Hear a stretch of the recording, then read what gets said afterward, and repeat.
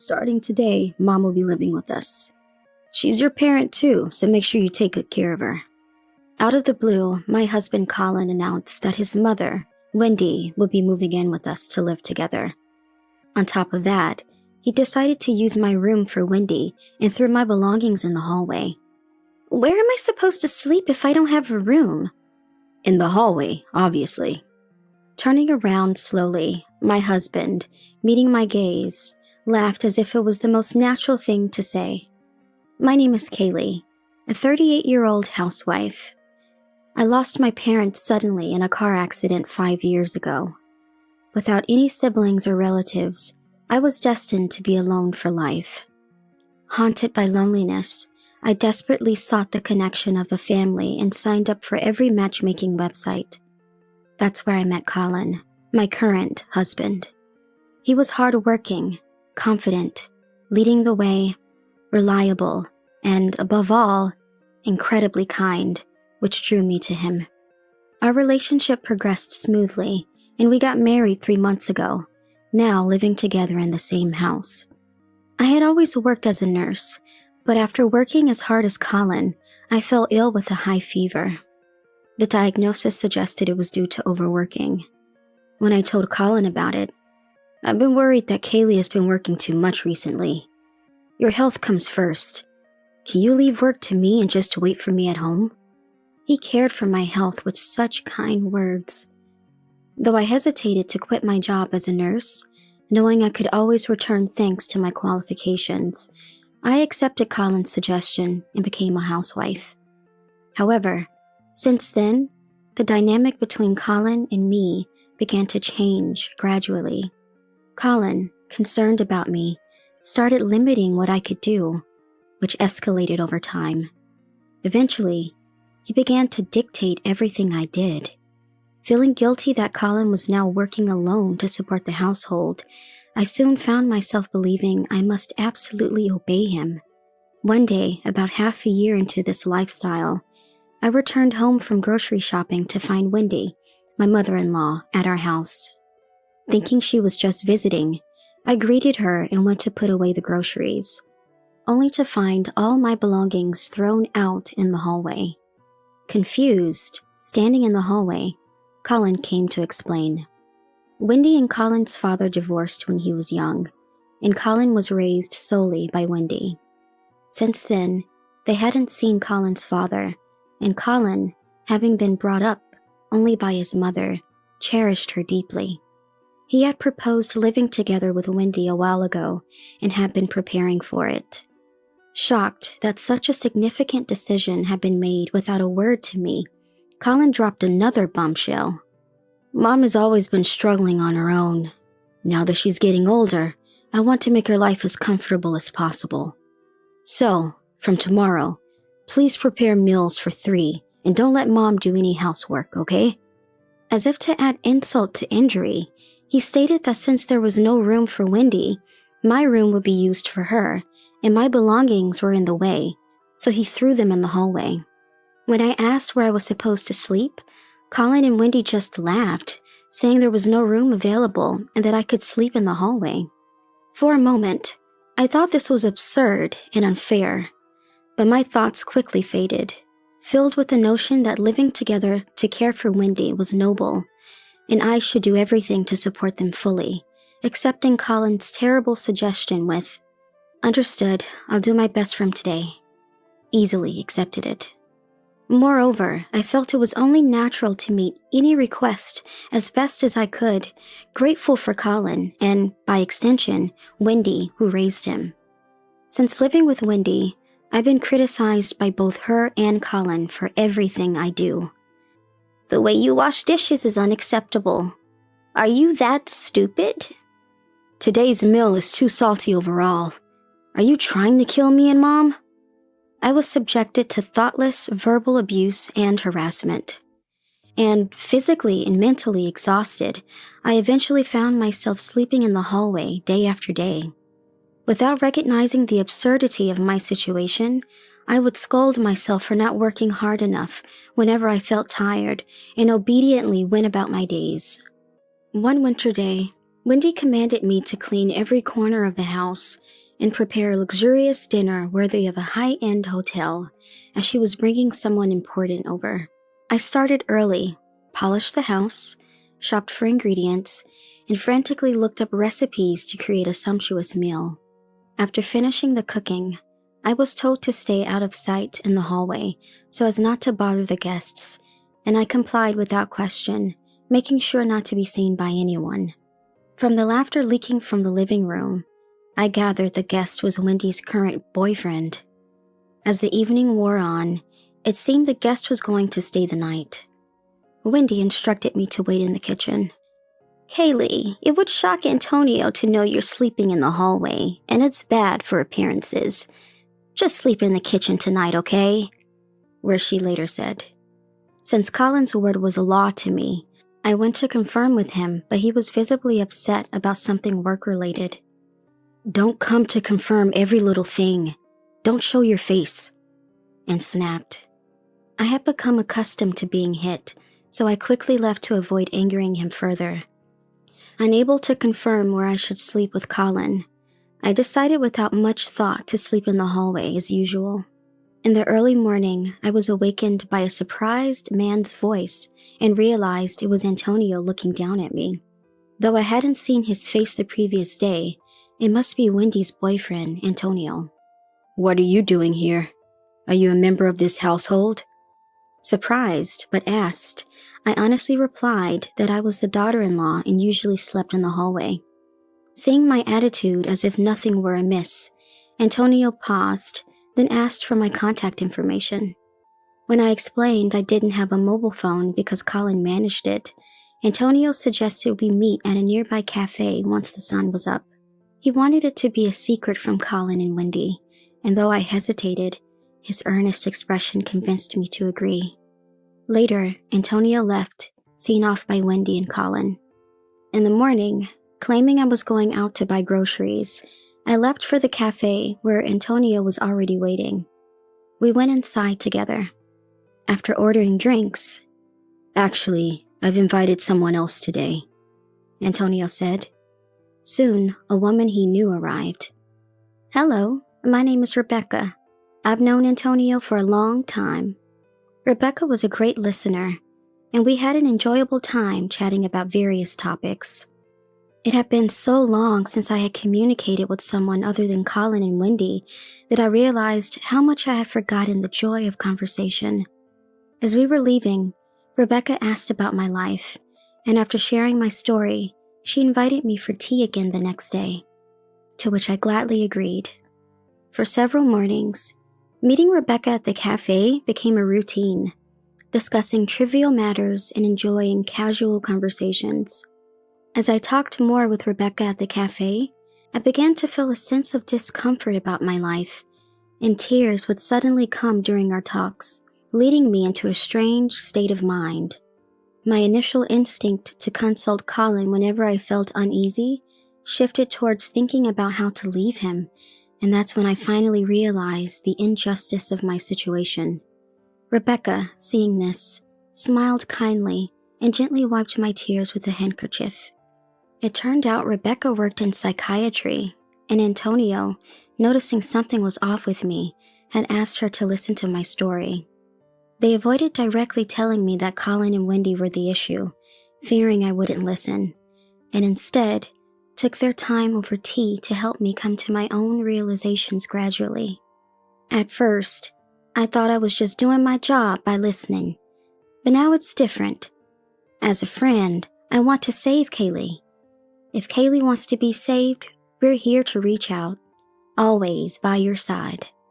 Hearing these kind words made me break down in tears. Rebecca gently stroked my back as I cried endlessly, just staying by my side. When I finally stopped crying, it was time to part ways with Rebecca and head home. Even at our farewell, "We're always on your side," she said. Walking home, the fog that had clouded my thoughts cleared, leaving me feeling refreshed and clear-headed. That night, when Colin started complaining about my cooking as usual for the first time, "If it's too bland, just add whatever seasoning you like," I retorted. Colin, surprised at being talked back to, quickly turned red. "How dare you speak to your husband like that?" and furiously said. Wendy, who was present, also started to get angry, and amidst their sinister laughter, "A woman who talks like that deserves a divorce. Get out of this house now," they yelled. Thinking they were doing me a favor by kicking me out, I silently nodded, ready to leave. As I packed, Colin kept ordering me around, saying to prepare for a shower if I regretted it, or to make a tastier meal next time. To all that, as usual. "It's because I'm an inadequate deal," I replied. Gathering my few belongings, Colin, displeased that things didn't go his way, let out a heavy sigh and grabbed a beer from the kitchen to drink on his own. Ignoring him, I put on my coat at the entrance when Wendy, following me, sighed dramatically. "If you're that remorseful, I might forgive you. Now, go wash the dishes." "No, Colin told me to leave, so I will." Wendy, remembering I only listened to Colin's orders, went to fetch him, who was drinking. Ignoring them, I left the house, got into the waiting taxi, and quickly saw the house fade into the distance. In the taxi, I wondered why I ever listened to them, realizing I might have been unconsciously clinging to the idea of family. Determined to regain my freedom, I resolved to pursue a divorce, having endured their unreasonable demands and verbal abuse. I prepared for a compensation claim in the divorce proceedings, sending the divorce papers and invoice together. Ignoring all calls and texts from Colin and Wendy, I blocked them. When Colin, unable to contact me and faced with the divorce papers and invoice, became furious, I received a notice from the court about his lawsuit against me. I was momentarily shaken, but I was convinced that those people could do it, so I prepared for the trial. I studied myself for the trial, following Rebecca's advice to use recorded evidence of Colin's verbal abuse and photos of injuries from his assaults. The evidence favored me, leading to a successful divorce and Colin being ordered to pay over $100K in compensation. I finally won back a dignified life and peace. Rebecca later told me my situation with Colin and Wendy had been quite apparent to the neighbors, who speculated about the abuse and persecution I faced. My departure confirmed their suspicions, and the community viewed them as a violent family. Wendy and Antonio broke up soon after. During my stay, Antonio had refrained from leaving Wendy, fearing it might harm me. However, Wendy's refusal to break up, clinging to Antonio.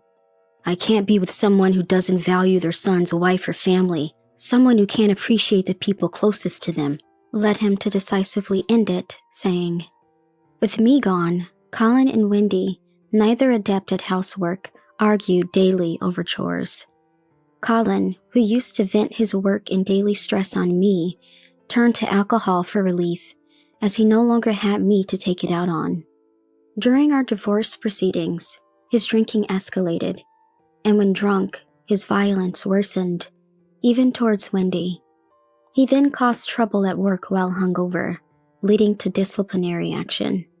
Now, he's doing hard physical labor to make ends meet. Fortunately, I received the compensation from our divorce in one lump sum, so it didn't affect me. After everything, I gave gifts of gratitude to Rebecca and Antonio, who had helped me, and then moved far away to start a new life.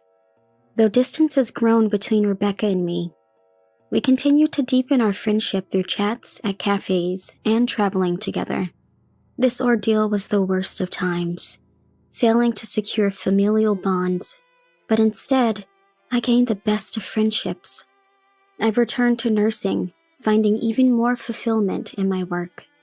And I'm trying new things like marathon running and swimming, enjoying my days free from anyone's control. You just have to put up with it if you're feeling sick. My husband Raymond insisted on making love while I was suffering from morning sickness. Seeing me refuse because of nausea, Raymond looked utterly inconvenienced and pushed forward aggressively. When I asked at least for the use of contraception, Raymond sighed in exasperation and said, "Why would we need that if you're already pregnant? As a wife, stop making excuses and fulfill your duty." My name is Haley, a 27-year-old employee at a foreign trading company. I married Raymond, who works at the same company, a year ago. Raymond is 1 year my senior at 28, with a handsome and refreshing look that makes him popular among the female staff. He is also the ace of the sales department, earning the trust of his superiors through consistent performance. Furthermore, despite his capabilities, he never boasts, always maintains a humble attitude, and is willing to lend an ear to juniors for work advice, making his personality seemingly perfect. I was one of those who admired the perfect Raymond, but the opportunity to date him came surprisingly from him. After finishing a project I had been struggling with due to consecutive overtimes, Raymond approached me, inviting me out to dinner as a gesture of consolation. Surprised but thrilled by the sudden invitation from the senior I admired, I accepted and went to his favorite restaurant. With his being the ace of the sales department, Raymond had interesting stories to share and was a great listener, making for an enjoyable and meaningful time. Gradually, we began dining out regularly on Raymond's invitation, and before I knew it, the relationship I thought was out of my reach had begun. The progression from there was swift. We went on various dates, and Raymond became a source of support for me, both professionally and personally.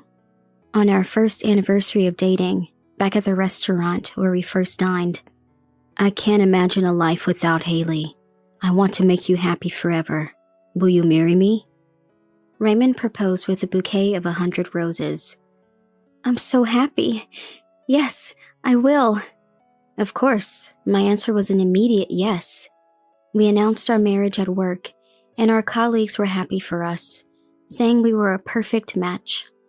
Soon after, we had a lavish wedding ceremony. Our parents cried tears of joy seeing me in my wedding dress. I couldn't believe the movie-like scenario I was living in, marrying the man of my dreams, and felt overwhelmingly happy as if it were all a dream. One morning, feeling unwell with waves of nausea that wouldn't stop, I decided to leave work early. Thinking it might be possible, I used a pregnancy test, which confirmed I was pregnant. Raymond and I had been longing for a child, so I immediately messaged him the news. He replied with joy right away. I later heard from a colleague that Raymond had jumped for joy and cried at the news at work. With this pregnancy, I decided to resign from my job.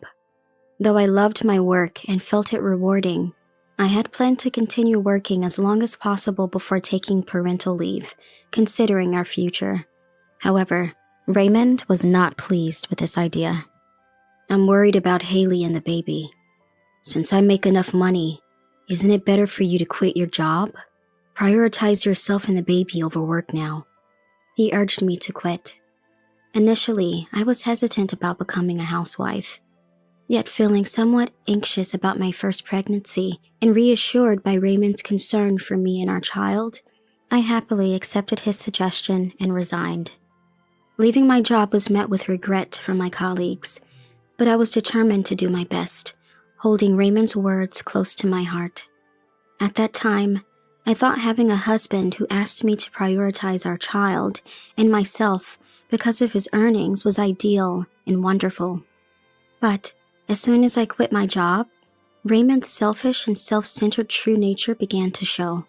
That day, suffering from severe morning sickness, making even cooking difficult, I bought ready-made meals from the supermarket. When Raymond came home and I served the microwaved frozen food for dinner, he clicked his tongue in clear dissatisfaction. "You're not saying this is all for dinner, right?"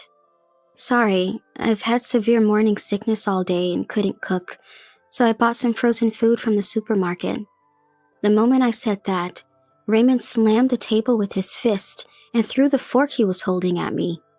Caught off guard and stunned, "You're supposed to be a housewife. Can't you even do something as simple as cooking? You're really useless." He berated me with an anger I had never heard before. "I'm sorry. Please don't be so angry." Shaken by a sight of Raymond I had never seen, I hurriedly picked up the fork and apologized, holding back tears. But Raymond, having soured in mood, locked himself in his room. Since then, Raymond would get angry and throw tantrums if I was not doing housework, or if he was not satisfied with the quality of it. Today, he got mad again for not having the laundry done before he got back and started kicking the furniture around. As usual, I apologized while crying, and then Raymond said something shocking. "You're really useless. You know, the only thing I like about you is your face. I married you because I could tolerate everything else for the sake of that face." Raymond boldly declared he only liked my face. "In the future, some high-earning man might come after you just for your looks. If you're a housewife, you don't have to worry about that, and without an income, you wouldn't easily file for divorce, right? Especially if we have kids. Can you raise a child unemployed? Hand over custody to me? Pay child support? Impossible, right?" His blatant reason for forcing me to quit my job left me speechless. Losing confidence in building a future with Raymond, divorce crossed my mind. However, frustrated as I was, thinking of the child I was carrying, I didn't have the courage to divorce him at that moment.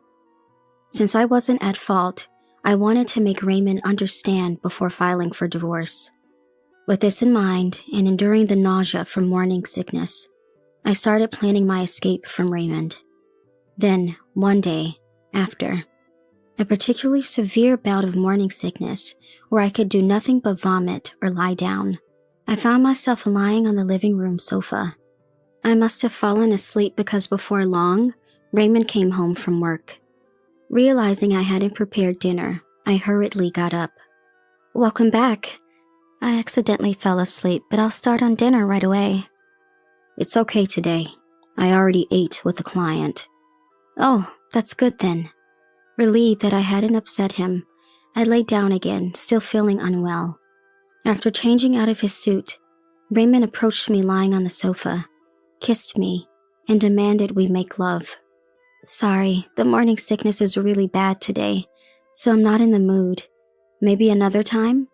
Gently refusing due to my morning sickness, Raymond instantly turned red with anger. "I'm making a move on you, and you're rejecting me," he yelled, trying to force the issue. Fearing his bad mood would have repercussions later, I submitted without resistance despite feeling nauseous, as Raymond attempted to proceed without contraception. When I finally insisted he use protection, he went to the bedroom visibly annoyed. Kicking things and causing a ruckus, he quickly returned to the living room. "We're out of stock. If we don't have any, can't help it, right?" As Raymond aggressively reached for my clothes, I desperately resisted, citing the baby's well-being, and he threw a bag at my face, clearly turned off. "A wife should at least keep contraceptives stocked. If you really want me to use one, go buy it yourself." Seeing my chance, I rushed out, sweating, and headed for the car. An hour later, hearing the front door, Raymond came to the entrance in a furious rage. "Where have you been wandering off to just to buy contraceptives? You're way too late, stupid woman," he shouted in his usual loud voice. But the moment he yelled, his face froze in shock and turned pale. There stood me and my dad. My dad is about 6 feet, 2.8 inches tall, with a large build and a background as a national wrestling athlete. Moreover, Raymond was intimidated by Dad's face, which looked stern and unfriendly. The reason Dad was here is that I had driven to my parents' house seeking help.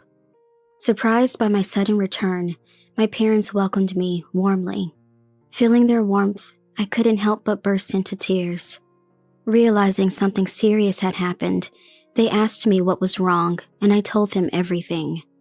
After hearing my story, my parents were upset I hadn't come to them sooner. Especially Dad, who was so angry he was shaking. He immediately decided we would go to my house to give Raymond a piece of his mind. Facing Raymond, Dad said, I've heard everything, Raymond. It seems you treated Haley terribly. I can't entrust my precious daughter and grandchild to someone like you. Divorce her right now." Dad's voice was as loud as Raymond's. "What's this all about? Coming to my house all of a sudden and demanding a divorce based on Haley's side of the story. Do you have any proof? Don't believe everything you hear. You just called my daughter a stupid woman, leaving her alone to buy contraceptives while she's suffering from morning sickness. What part of that is a lie?" Just as Raymond and my father were about to come to blows, I pulled out my mobile phone from my pocket. "If you want other evidence, here it is. Videos of you spewing insults and anger, lashing out at furniture, and pushing me around." I had installed a pet camera at home as part of gathering evidence of Raymond's misconduct. The camera had captured everything, and I had kept the recordings as evidence. The footage of Raymond's rampage played clearly on my mobile phone. Seeing the video, Raymond turned pale and tried to snatch the phone from me, but Dad quickly stepped in between us, glaring at Raymond to back off. "I don't want to be treated like a housekeeper and controlled by Raymond anymore. Choose either submitting this video to your company or divorcing me and paying the settlement in court." I let out all the emotions I had been holding back, demanding a divorce from Raymond. Reluctant at first, Raymond agreed, fearing the loss of his position at his company and unwilling to lose his job. Later, through discussions with lawyers, he signed the divorce papers, agreeing to the settlement and child support payments. With Dad's help, I packed my things and left the house. This allowed me to finally free myself from Raymond's control. 3 months after the divorce was finalized, my morning sickness had calmed down. However, being in the mid-stage of pregnancy, I couldn't work for long and had to move back to my parents' house due to the lack of income.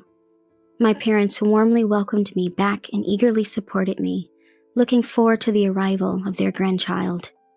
As promised, I didn't submit the evidence to the company and completely cut ties with Raymond, deleting his contact information but ensuring the child support payments were secured. As for Raymond, at a company drinking party where the topic of our divorce came up, perhaps because he was drunk, I didn't do anything wrong, right? He ended up revealing everything he had done to me. Thinking his actions were justified and expecting sympathy and support, he instead faced complete disdain from his colleagues, leading to his isolation. This incident, confirmed by our actual divorce, drastically changed his standing in the company to being seen as problematic in character. Despite being up for promotion and having high expectations from his boss, he was passed over. Trying to claim it was all a drunken joke later did not regain anyone's trust, making his situation uncomfortable, leading to his resignation within a year. The savings and severance pay Raymond had accumulated from his sales job were wiped out by the divorce settlement, and now, while job hunting, he's desperately working part-time jobs day and night. Exhausted, he's finding it difficult to land a new job. Here I am, living at my parents' home with my angelic child, who was safely brought into this world. Navigating the unfamiliar waters of parenting has been a challenge, with sleep often interrupted and hard to come by, but there have been joys too. Remarkably, I was able to return to my previous job. A colleague, having heard about my situation from Raymond, reached out and, after discussing my current circumstances, helped facilitate my return to work. Thanks to their assistance, I was able to return to the workplace I loved. Upon expressing my gratitude to my colleague, "Now that you're a single mother, you have to raise your child on your own. Let us provide support in any way we can." They offered some incredibly supportive words. These words were incredibly heartening. I felt overwhelmed with gratitude towards my colleagues.